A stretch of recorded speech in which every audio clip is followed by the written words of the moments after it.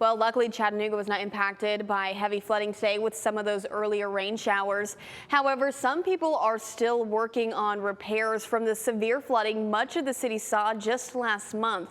Now, while the city did not meet that certain criteria for things like FEMA or TEMA funding, one agency is helping people get back on their feet right now.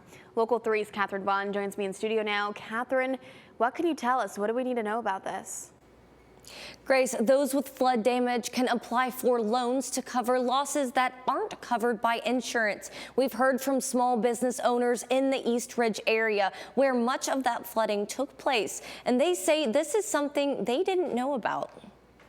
It's been more than 3 weeks since severe floodwaters swept through parts of the Tennessee Valley, causing extensive damage to cars, homes, and small businesses in the community. I didn't realize until I stood up and walked to the front room that the water had come into the building. John Lee works here in the old Osborne Shopping Center in East Ridge. It's right next to the Cascades Motel, a business hit hard from the extensive flooding.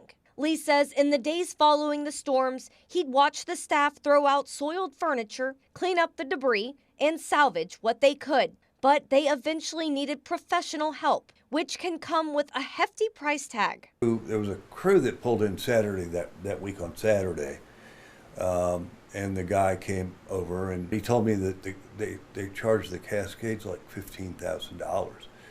And I thought that sounded like a lot of money to me.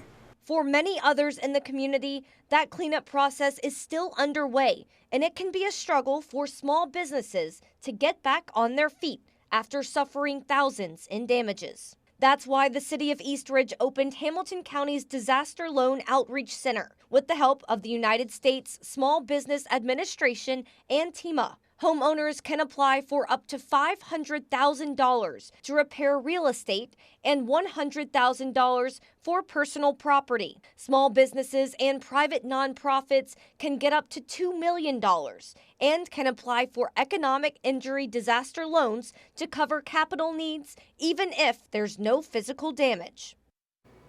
Representatives with the SBA will be at East Ridge City Hall to answer questions about loan applications. They're available through September 19th, and the deadline for those applications is November the 6th. We have all the details posted under the featured section of our website.